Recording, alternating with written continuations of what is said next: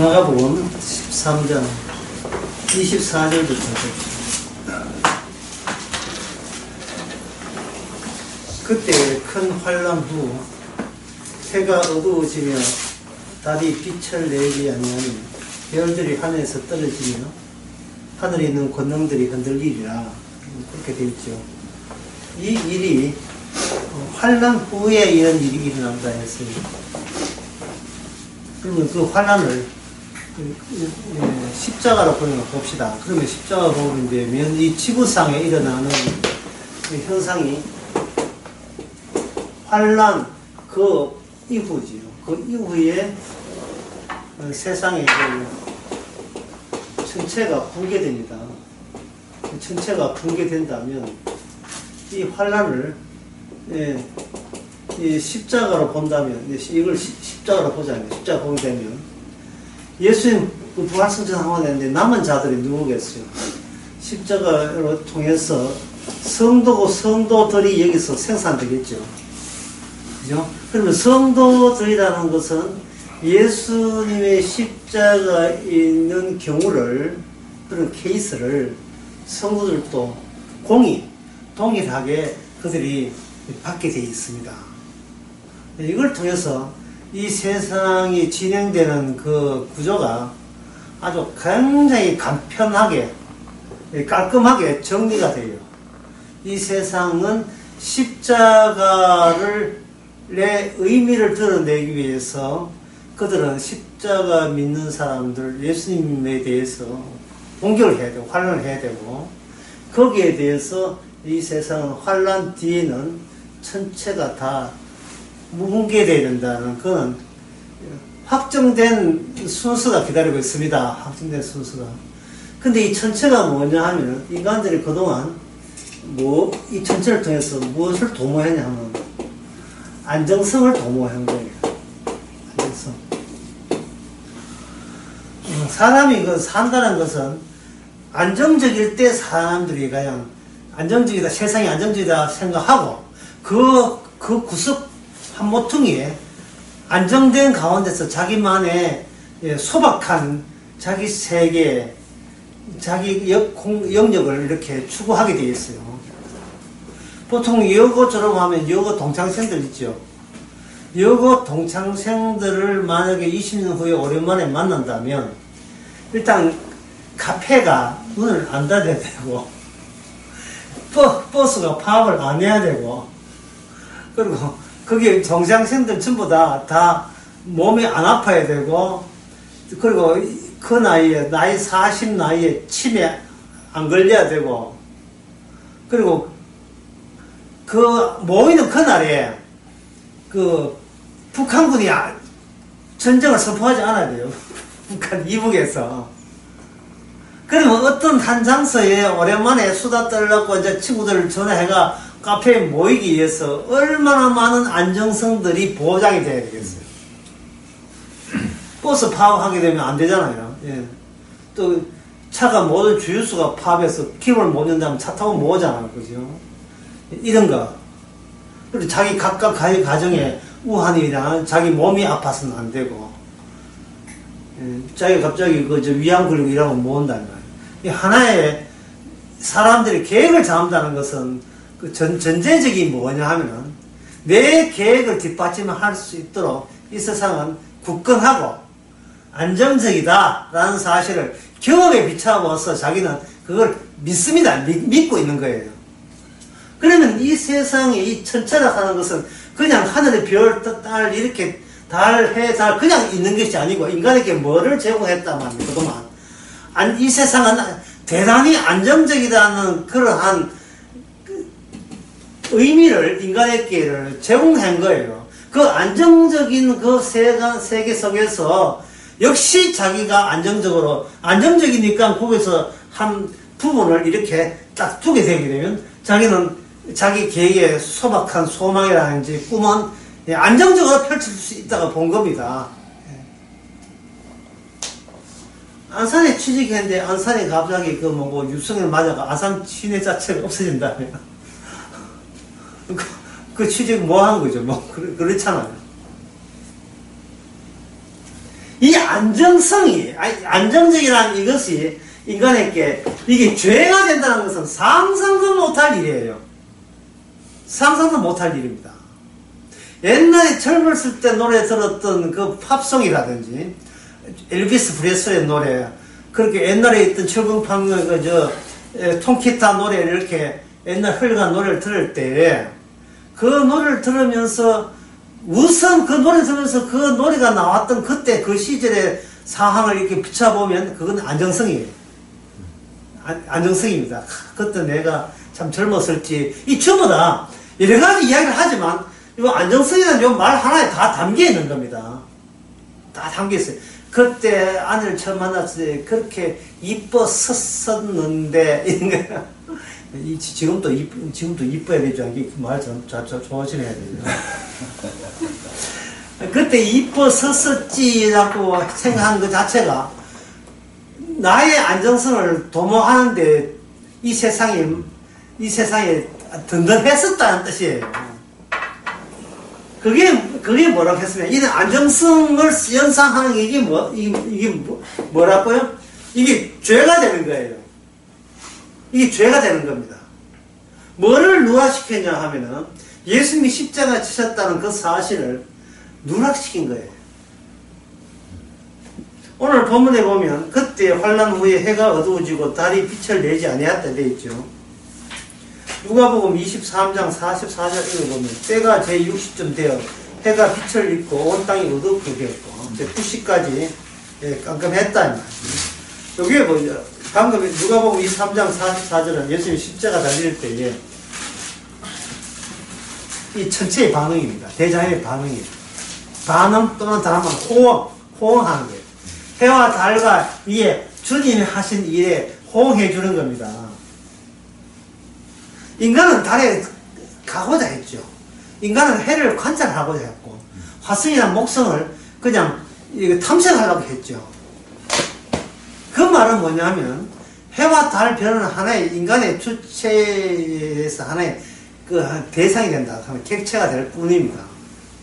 그런데 여기 그 누가복음에 보면 예수님 십자가 달릴 때 이 전체가 같이 슬픔에 호응을 해줬다 이 말은, 하던 듯이 뭔가 반응을 나타냈다 이 말은, 단순히 이 천체는 예수님과 오늘날 우리가 과학적인 눈으로 보는 그런 관계가 아니에요.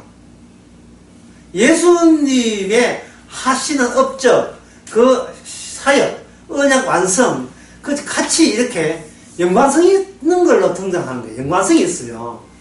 하나님의 십자가를 새 언약이라 했죠. 마지막 때에 다락방에서 이렇게 떡을 뗐잖아. 이게 새 언약이다. 그래서 내 살과 내 피를 먹고 이게 새 언약을 이루리라. 그 새 언약 안에 누구도 포함되어 있냐 하면 대자연, 이 전체도 같이 거기에 엮여져 있는 관계에 있는 겁니다. 그러니까 이 대자연은 어떤 중심을 갖고 있어요. 중심 인물이 있어요. 세상의 과학은 중심이라고 하는 것은 공간에서 어떤 특정 지점에 중앙 지점을 가지고 중심이라 하지만, 여러 가지 사물들이 있으면 그 중앙을 놓고 전부 다 같은 거리에, 가장 공통점 거리에 있을 때 중심이라고 하지만, 이 세상은 중심되는 지점이 있는 게 아니고 중심되는 인물이 있어요. 강남강의 혹시 들어본 적 있습니까? 그걸 가지고 제가 뭐냐 하면 예수님 인물을 가지고 그때서 이렇게 탈자연화라는 이야기죠. 탈자연화. 자연에서 유일하게 벗어나 있는 분. 유일하게 자연과 벗어난 분. 그 갈릴리 바다의 그 태풍과 바람과 바다도 예수님께서 꾸짖으시니까 잠잠해야 되는 그런 긴밀한 관계가 있어요. 대자연도.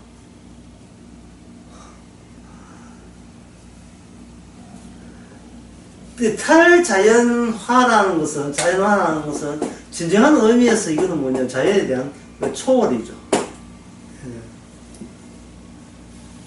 초월 또는 또 어려운 말로 초재적이라는 말을 쓰는데요. 초월적인 존재로 계시다 이런 말, 초재적 또는 초월이라고 할 수 있는 거예요. 그냥 초월 벗어나는 것이 아니고 간섭하고 다 휘젓고 있고 다루고 쉬고 있는 거예요. 누가요? 주님께서. 그러면 이 세상이 안정성이 있다는 것은 어떤 그냥 안정성이 있는 것이 아니고 안에 내부에 조건이 있어요. 안정될 만한 조건이 그동안 있었던 겁니다. 언제까지 안정하냐 하면은 예수님이 십자가 지기 전까지는 안정적이었어요. 이 대자연이. 십자가 지기 전까지는. 언약에 호응하는 겁니다. 언약, 예수님의 언약, 시언약 완수 위에 대자연이 같이 합세해서 호응해 주는 겁니다. 조연급들로. 예. 해와 달이 마치 예수님한테 시키만 주이소 하는 식으로 운행하고 있었던 거예요. 그렇게 이 십자가 질 때까지 호응했다는 말은 십자가를 가지고 십자가 지는 이 사건이 무엇을 위반하냐 하면은 이것이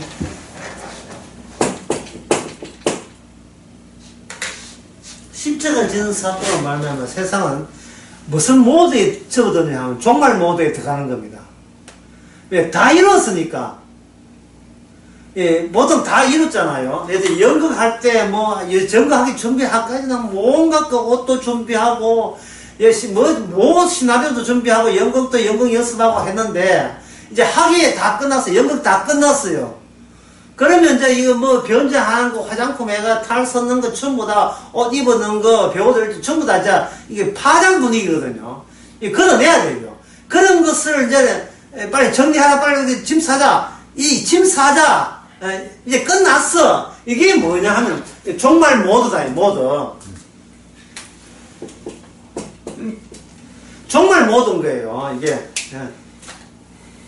마치 장날, 아침 되면 막 분산 떨어요. 저도 장날 아침에 많이 가봤는데, 온갖 소문 듣고 온 천지의 장사꾼들 다 모이고, 이제, 평소에 안 모이던 구운에 있던 가축 키우고, 축사하고, 하던 사람들 나물 뜯고 다 오다가, 오후 한 5시쯤 되면 이제, 전부 다 하나, 둘, 천막 다 하고 집에 가요. 집에 가게 되면, 왜 장날 끝에는 왜 그래 바람이 부는지. 아직 황량의 무법자, 마지막 대목 같이, 바람이 확 불면서, 또 덤불 있잖아요. 메마른 사막의 메마른 줄기들이 한 번 해가지고 바람 따라서 확 굴러가죠. 예. 또 노을이 또 지고, 휑하게, 모든 게 허전하고, 허무해져 버린 겁니다. 예. 그게 이제 파장 부득인데, 주님께서는 이렇게, 이런 예언을 한다, 제자들을 보고 이런 예고를 한다는 말은, 초점을 관심 둬야 되고, 집중해야 될 것이, 우리 자신의 사적인 일에서는 둬서는 안 된다는 것을 말씀하는 거예요. 왜? 우리 모든 일은 종말을 기저로 했어. 그라운드로 바탕으로 한 게 아니고, 무엇을 바탕으로 한 겁니까? 안정성을 바탕으로 한 거예요. 안정성을. 이 세상은 계속해서 줄곧 갈 것이다. 안정성을 하는 겁니다. 주식을 구매한다든지, 엄을 미리 땡겨서 한다든지, 그럼 미국의 국채라든지, 그런 것들을 사놓는 이유가, 미국이 내일 망할 때면, 미국의 채권을 왜 사는겠어요? 살 이유가 없잖아요. 휴지인데. 지금 베네수엘라 국채 산 사람 봤으니까, 베네수엘라. 그인도도 탈령한 바인데, 그거 왜 사겠어? 이거 믿을 것도 못 된데. 그리스, 스페인, 이는 국제 못 사지요. 물론, 투기 자본하는 건 모르지만. 베드로 후서 한번 봅시다.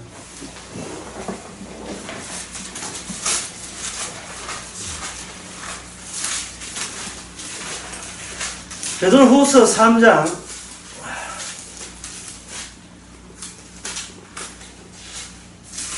3장 3절에 보면 말세에 좀 정말입니다. 말세에 조롱하는 자리에 와서 자기 정령을 쫓아, 여기는 정령 쫓아가지만 그냥 자기 솔직한 그냥 마음을 정령을 가지면 그건 솔직한 거예요. 주님 보시기에 그는 정욕이지만 인간들이 평소에 살던 그 삶의 방식대로 말하기를 주의 강림하신다는 약속이 어디 있느냐. 조상들이 자노부터 만물이 처음 창조되어 같이 그냥 그냥 그대로 있는, 스스로 그냥 있는 거예요. 자연이라는 말 자체가 스스로 그냥 있다는 뜻이에요. 한자말로.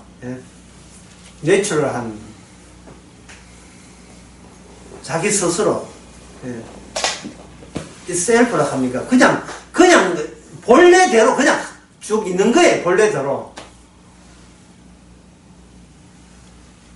근데 본래대로 있다 아니냐, 우리는 이제는 파장이야, 이 결정을 누가 해야 됩니까?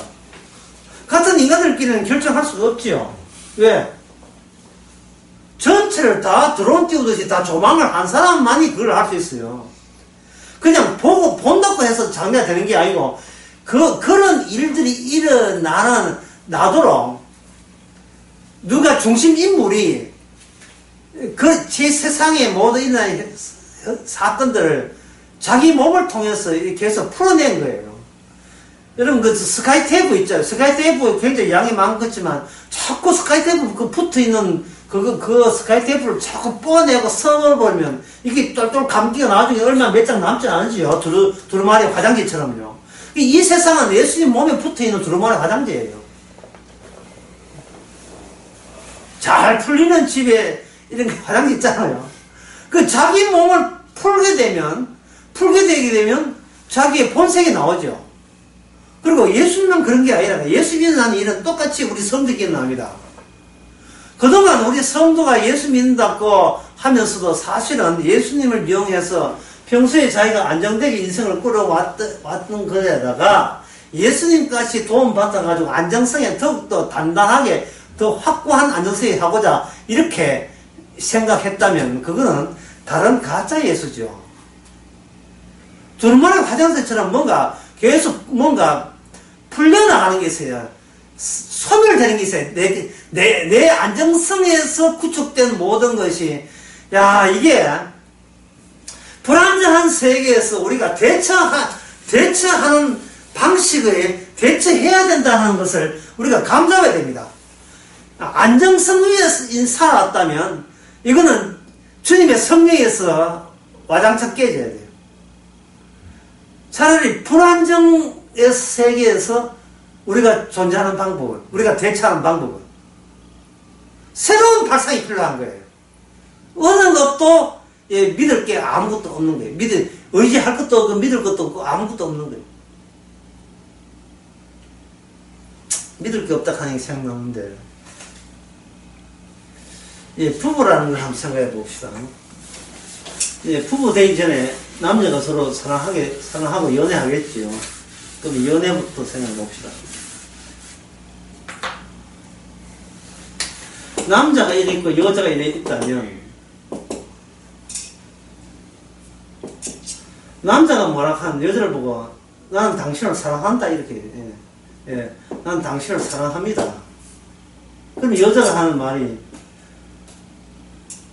사랑하는 조건으로 내 남은 인생을 책임질 수 있겠습니까? 이렇게 이야기해요. 내 인생 책임질 수 있습니까? 물론 노골적으로 책임질래 이렇게 하겠다면 또 누구 여자로서 노골적이다 이렇게 속보이다 하잖아요.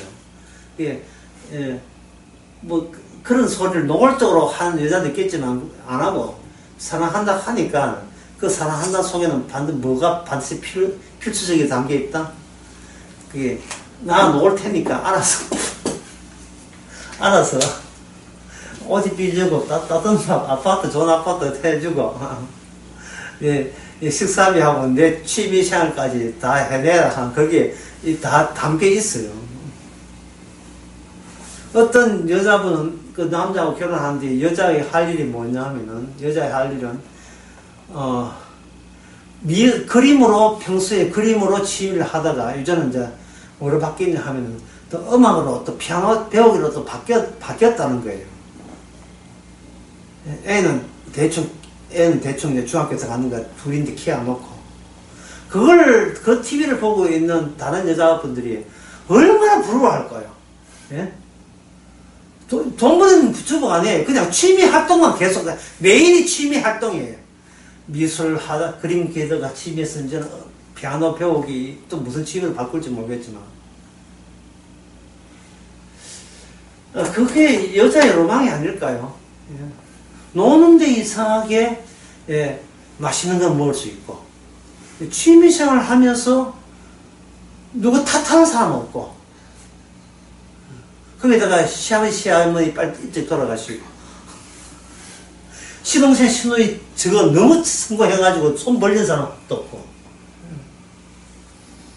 애는 뭐 공부하는 소리 안 듣고 지가 알아서 공부가 제일 쉬워요 하고 이래 알아서, 예, 공부하고 가서 상장이나 트로피나 같이 보조해서 받아오면 되고, 무슨 뭐 토론대회 나와가지고 이래 하면 되고, 남자는 뭐 저녁 7시 딱 되면 딱 들어가지고, 예, 알아서 앞치마 해가지고 알아서 그 요리 막 다 해주고, 아들 다 돌보고 숙제 알아서 보고, 여자는 그냥 예비콘에 드라마 이래 다리 꼬지 말라 한다 다리 꼬지 드라마 보고, 그게 안에 그 모든 미래가 상이 어디에 포함되어 있어요? 사랑 안에 포함이 되어 있는 거예요. 사랑 안에. 그런데 한번 생각을 해보세요. 사람들이 그렇게 생각해 보세요. 이게 개체가 다르죠. 신체가 다르죠. 신체가 다르면 이 개체는 개별자라 하거든요. 보통 개별자. 따로따로다, 몸이. 예, 같은 꿈을 꿀 수 없어요. 예. 남의 꿈을 훔치는 것은 그건 다 니나 하는 짓이지. 그건 보통 사람은 하지를 못합니다. 요새는 남의 꿈이라 해보이지. 보통 사람은 못하잖아요. 따로따로인데, 과연 이게 사랑일까요? 라고 생각해보세요. 이건 사랑이 아니거든요. 사랑도 아닌데 그 사랑에다가 여자가 뭐라고 했잖아요. 당신이 날 책임질 수 있습니까? 요구할 때 그 요구가 이게 문제 있다는 생각을 한 번이라도 해본 적 있어요? 결혼 자체가 이게 성립이 안 되는 이야기예요. 결혼이라는 게.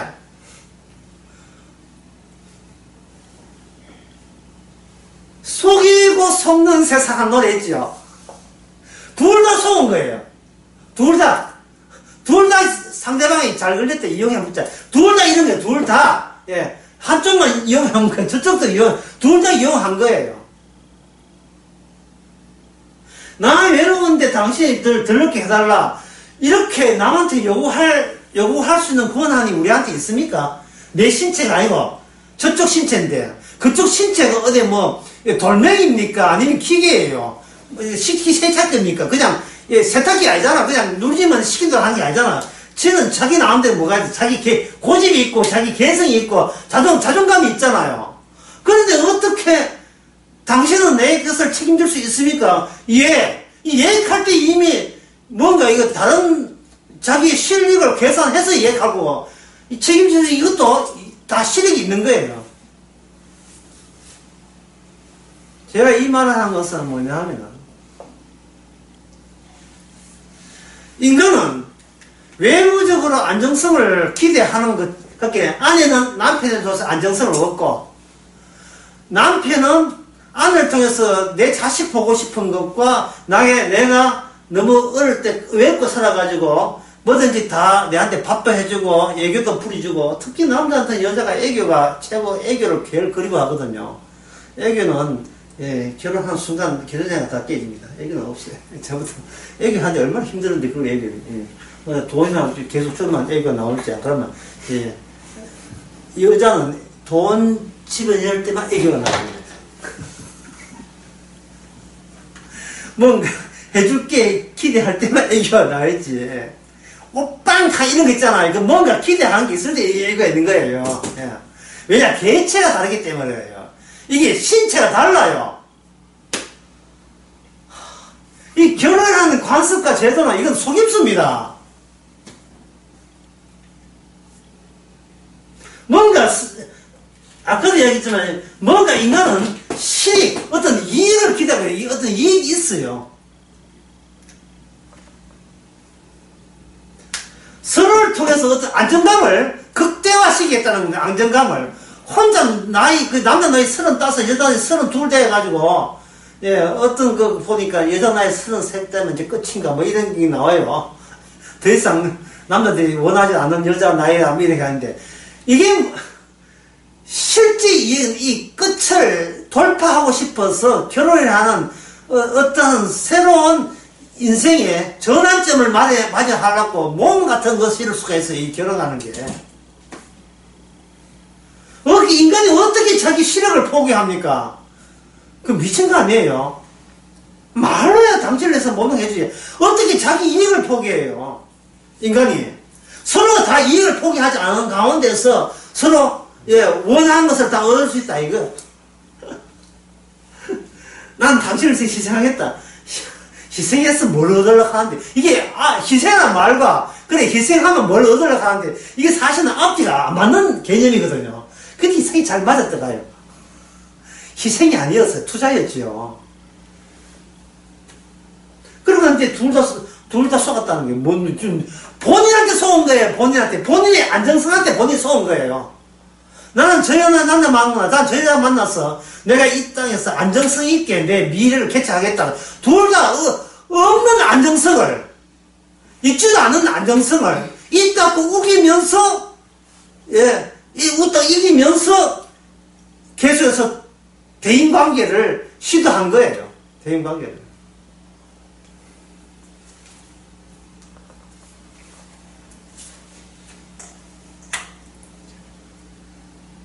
제가 부산강에서 그런 거 이야기했죠. 불신자들은 문제는 첫째, 불신자가 아니고 모든 인간 특징은 아담스가 인간 특징이 두 가지 이렇게 해서 첫째, 아담이 우선 죄를 짓는다. 두 번째는 죄를 감춘다. 죄를 짓는다. 분명히 창세기 3장의 아담은요, 이 땅에서 불안정하게 살게 되어 있어요. 이마에 땀을 흘리면서 불안정하게 살게 되어 있어요. 근데 사람들은 땅을 개발하면서, 예, 안정성을 원하는데 그 안정성이 어디서 나왔냐 하면 여기서 나왔어요. 장님 주무시는 거 걱정이다. 자, 내부의 안정성. 인간 내부의 악마의 안정성이 인간의 안정성으로, 예, 표현된 거예요. 발산된 거예요. 나의 안정성이란 곧 내 안에 들어있는 괴물, 악마가 안정성을 원하기 때문에 내가 안정성을 원하는 거예요. 원래 해답은 이 세상은, 예, 안정성이 없는 세상이 정답입니다. 아벨이 정상적으로 살았습니까? 일찍 죽었습니까? 아벨이 죽었잖아요.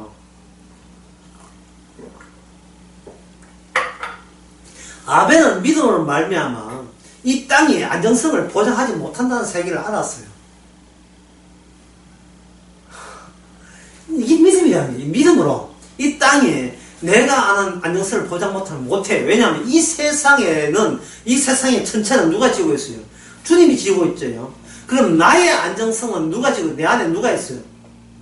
마귀가 있지요. 그러면 아벨이 들은 제사는 뭡니까? 나의 속의 안정성을 아예 기대를 무산시키는 내용물이 아벨을 드리는 제물 안에 삽입되어 있어야 돼요. 그게 뭐냐? 그게 바로 피잖아요, 피. 제물, 피 흘림이고, 기름 부위와 모체 부위를 쪼개는 거예요. 나누는 거예요. 마치 내 몸이 쪼개져서 내 안에 마귀가 드러나는 그 한 순간 나는 수술에 성공한 거예요. 악마와 나의 몸체를 분리시키는 그 수술이 성공한 거예요.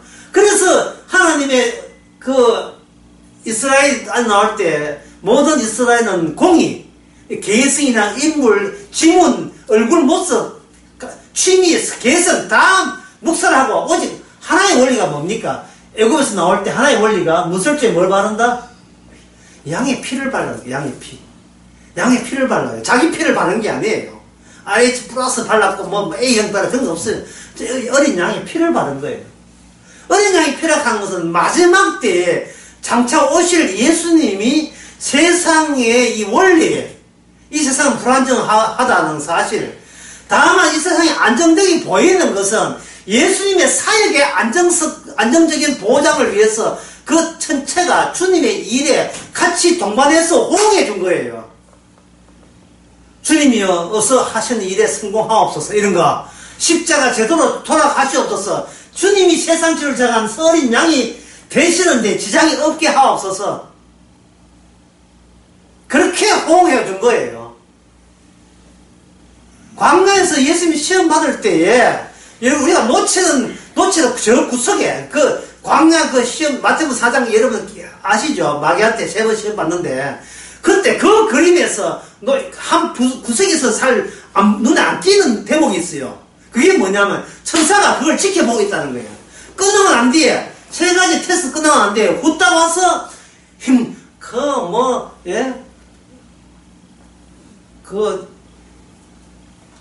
오메가3부터 해가지고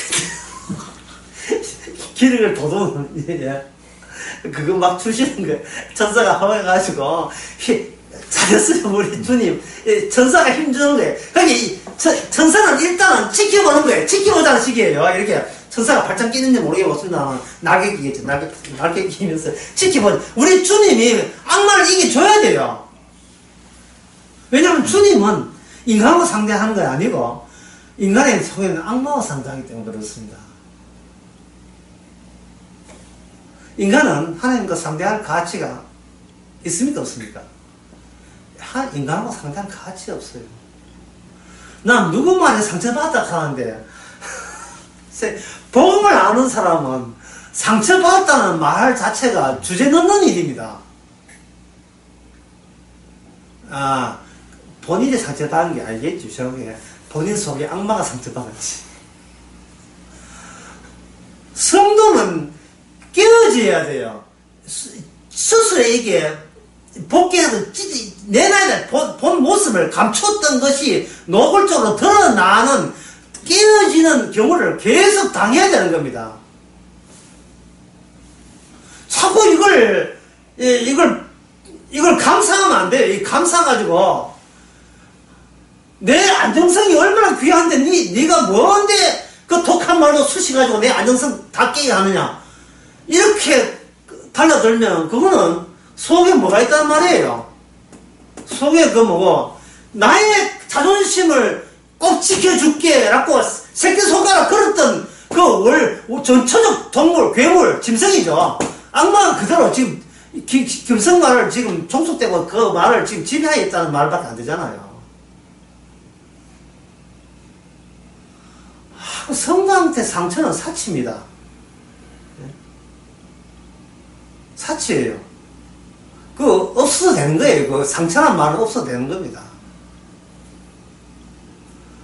지킬 게 없는데 무슨 상처가 있어요. 왜 집사님 못생겼다. 아이고, 고맙습니다. 나도 뭔가 착각하고 있었는데 그 착각을 깨줘서 너무 감사합니다. 왜냐면, 못생겨도 천국 간다가 아니라, 못생기도록 해주셔서 천국 가게 해주셨으니까. 만약에 옆보다 좀 잘생겼었는데, 지옥 갔을 거예요. 이런 식으로. 우리 돌아보면 이것도 하나의 반항, 극렬한 반항, 마지막 자존감의 반항인지 모르겠습니다만.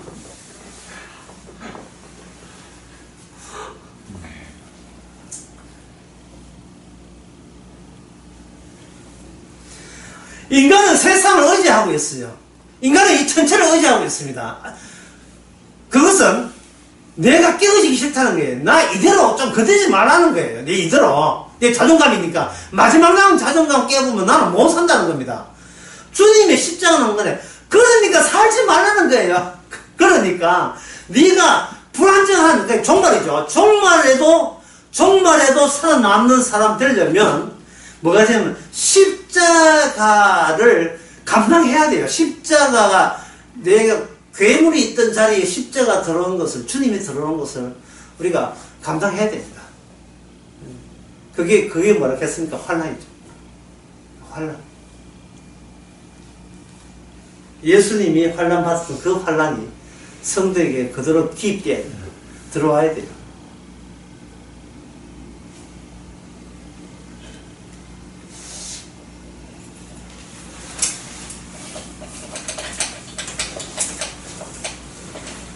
사람은 아담의 죄로 말미암아 우리가 모든 죄인이기 때문에 죄의 자식이라 볼 수 있어요. 죄의 왕도랬으니까. 죄의 자식이면서도 그 죄가 있는 그 자체를 안 다치려고 그냥 안정성을 자꾸 취하니까 결국 우리는 안정성의 자식이에요. 자녀들. 안정성의 자녀들. 아까 그 베드로후서 봤지요? 이 세상 그대로 있다. 그 이야기를 무슨 뜻이냐 하면, 나 그대로 있었으면 참 좋겠다는 뜻이에요. 예. 여기서 세상 완전히 파탄나는 것을 나는 좋아하지 않는다는 거예요. 그러니까 이 주의 하는 십자가 하는 일과 이렇게 배치가 되는 겁니다. 주께서는 부수겠다는 것인데, 우리는 이제 몸부수기 붙들고 있는 거예요. 주님, 저리가! 내거 모은 건데, 내가 얼마나 공들인 인생인데, 이 가치를, 이 의미를 왜 부숴요? 하고, 붙들고 있는 거예요. 여러분, 그 방송에 나온 인문학 강자들 보세요. 딱 그 이야기예요. 예? 인문학 강자. 그 정치인들, 유시민이나 뭐 하여튼 정치인들 하는 이야기 좀 들어보세요. 김도월, 김영호 그 교수 이야기 하는 거 다 들어보세요. 이게 뭐냐 하면, 붙들고 못 놓겠다는 거예요. 니처럼 뭐랬겠습니까? 신이 죽었다 했죠. 그 말은 나는 내가 신인데, 내 신됨을 감히 누가 지적질 하느냐? 저리 가라 뜻이에요. 그렇다면 이걸 통해서 역으로 뭘 하냐 하면 예수님께서 평소에 그 유대 사회에서 무슨 이야기를 하셨는가를 알 수가 있어요. 짐작할 수가 있어요. 왜냐하면 예수님이 하시는 일과 사역들은 전부 다 그것이 그 의미가 어디서 직결되느냐 하면 바로 십자가에서 직결되죠. 십자가가 뭐야 한 게 아니잖아요. 모든 대자연도 마찬가지고 예수님 본인의 모든 행적이 십자가 관련되어 있죠. 그 말은 뭐냐면 예수님의 그 십자가 전에 내뱉었던 말 한마디, 그냥 기적 한마디 속에 무슨 내용이 들어있다? 십자가 내용이 들어있다 이래 보시면 되는 겁니다. 그 예가 뭐냐? 문둥병자, 소경된 자, 세리, 창기, 강도, 이 사람들에게 의외로 우호적이죠. 그 사람이 그들이 뭐 착하고 훌륭해가지고 뭐 막달란 말에 훌륭해서 우호적입니까? 예수님의 하시는 진짜 진이, 진짜 말씀의 내용이 그런 사람들을 소집해서 자기 일에 엮이게 함으로써 십자가의 의의가 보다 분명하게 드러나는 거예요. 왜냐하면 그런 사람의 특징은 그 사회에서 그들은 뭐 하는 사람이냐 하면은 이미 저주받은 사람이에요. 그러니까 그 사람들은 그 개인적으로 이미 본인들이 뭐냐 하면 이미 종말에 도달한 자들이에요. 더 이상 세상에 대해서 기대할 거나 자기의 안정성을 취할 수 있는 어떤 대책이 전혀 없는 사람. 이미 주위에서 저주받았다고 낙이 찍힌 사람이거든요. 소경이나 문둥병 같은 경우에는 그거는 자기 죄가 안 져도 초상의 죄 때문에 그런 저주를 받는다는 거예요. 왜냐면 항상 보기에 소경과 기머리가 절름발이가 어떻게 돼요? 굉장히 뭐합니까? 불편해 보이죠. 실제로 불편할 거고, 우리가 눈 감고 한번 체험해 보세요. 얼마나 불편하겠어요. 마태복음 11장에 보면 이런 말씀 나옵니다. 세례 요한이 그 고기 가르쳤을 때 오실 분이 당신이 맞습니까? 이렇게 하니까 예수께서 하신 말씀이 소경이 보면, 순서가 뭡니까? 소경이 보죠. 소경이 볼 때는 누가 개입했다? 예수님이 개입했으니까 소경이 보죠. 전륙발이가, 소위 안전뱅이가 걷지요. 누가 개입했습니까?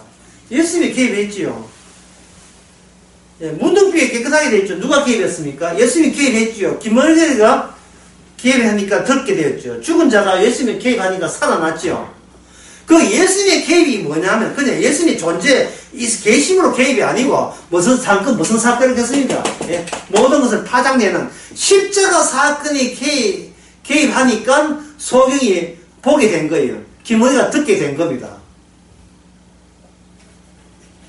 그러면 소경, 기머리, 절뚝발이 이런 사람들은 그 시대에 무슨 사람을 했겠습니까?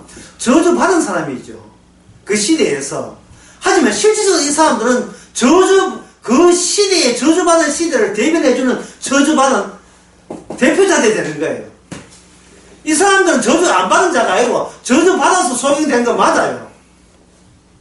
그러면 이 사람들이 만약에 병이 났다, 나는 속이 눈 떴다 이래 돼버리면 뭐냐면 이 사람은 어디로 귀환하느냐 하면은 주님의 나라로 들어가는 게 아니고 망해야 될, 멸망해야 될 이 기존의 멀쩡한 인간들의 그 공동체에 합류하는 셈이 돼가지고 이거는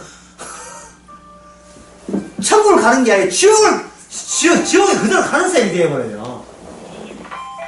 십자가라는 것은 기존 이 안정성 있는 세계에서 네가 인간답게 사는 게 십자가가 아니고 그건 오늘 교회에서 그렇게 가르치고요. 십자가라는 것은 뭐냐면 아이고 꽃이다 잘 됐다 같이 망하자 망해버려라 차라리. 예. 네 망하고 내 망하자. 예. 다 같이 같이 망합시다. 이게거든요. 예. 오시는 집사님 보고 이야기한 게 아니에요. 같이 망하자는 이야기 아니죠. 그 사람들이 생각하는 그건 아니거든요. 같이 망하자는 아니거든요. 그건 아니.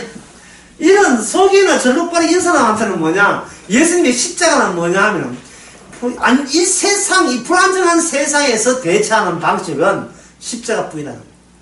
십자가뿐이다. 예. 왜냐하면 자기들은 이 땅에서 이미 버림받았잖아. 버림받았거든.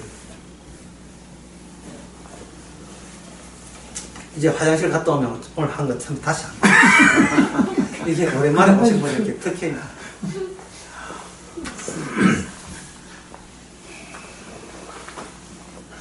같이 몰라요. 다 잊어버렸어, 이분들.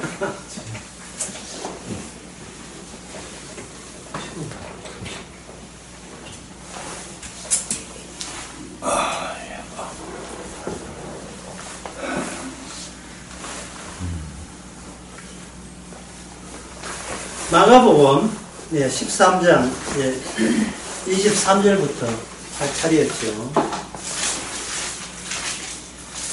마가복음 13장 23절부터 이렇게 보게 되면 예수님께서 자기 십자가 사건 이후에 대한 일에 대해서 언급한 겁니다. 십자가 사건 이후에.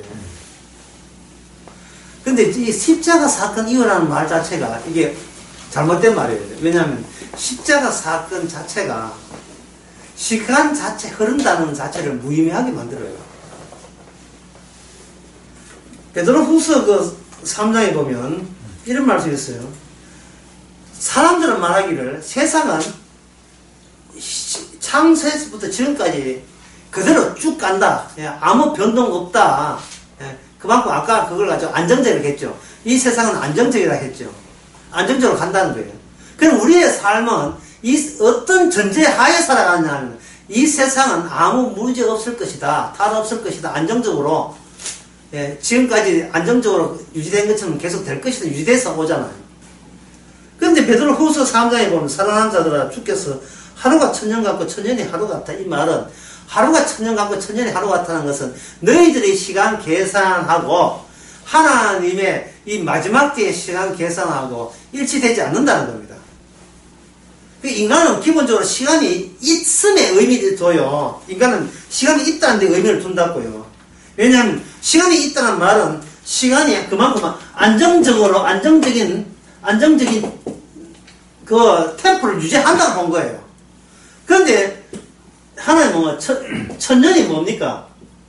하루같이요. 예.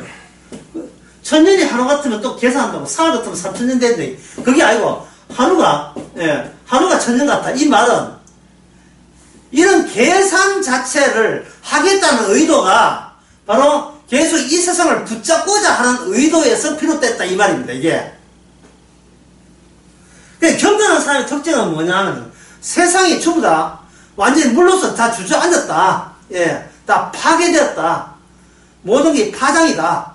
라고 했을 때 어떻게 대처하겠느냐 하는 것을 베드로후서 이야기합니다. 아까 그 장난을 했는데 5일장 끊어간 뒤에 오후 6시 되면 꼭 바람 불고 이렇게 휘잉하고 가게들 문 닫죠. 다 갔는데 이제 해저고 어두운데 꼭 한 3살 먹은 애가 혼자 코 찔찔 흘면서 울고 있다, 얘. 엄마 찾아서, 또 할머니 찾아서 울고 있다면, 얘는 지금, 얘는 어떤 분위기예요?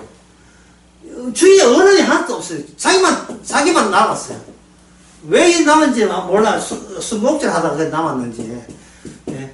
아르헨티나에서 엄마가 숨목질 했는데, 아가 몇 킬로를 숨었냐 하면 21킬로를 숨었어. 21킬로.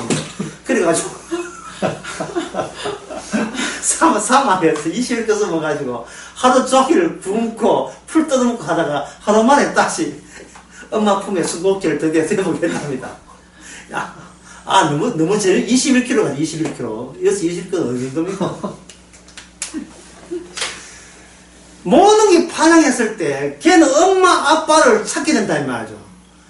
엄마, 아빠를 찾는다면, 얘는 뭘 기대하고 있냐면, 옛날에 엄마, 아빠와 같이 있던 그 안정성을 계속 유지하고자 하는 의도가 갖고 있죠.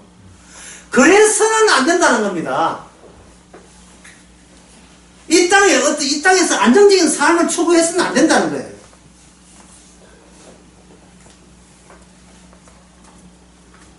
왜 그러냐 하면, 해와 달과 별, 이 모든 것은 무엇에 호응을 맞춰서 같이 문을 내냐면, 바로 예수님이 십자가에서 빰빰빰 하고 다 이뤘을 때에, 아까 그 누가복음 23장 44절 말씀처럼, 해도 어두워지고, 달빛도 흐릿해지고, 이렇게 마태복음에서는 죽은 자가 다시 부활하고, 이게 뭐냐면 십자가 사건의 효과들을, 사례들을, 케이스들을 맛배기로 쪼개서 보여준 거예요. 휘장이 찢어지고, 자, 휘장이 찢어졌다는 말은 이 상당히 마태복음에서 상당히 중요한 이야기, 성경에서 중요한 이야기인데요. 해와 달이 무너졌다 했을 때는 이 말은 뭐냐면, 해와 달이 그동안 누구 덕분에 견지한 거죠. 예. 그냥 그냥 제자를 지킨 거예요.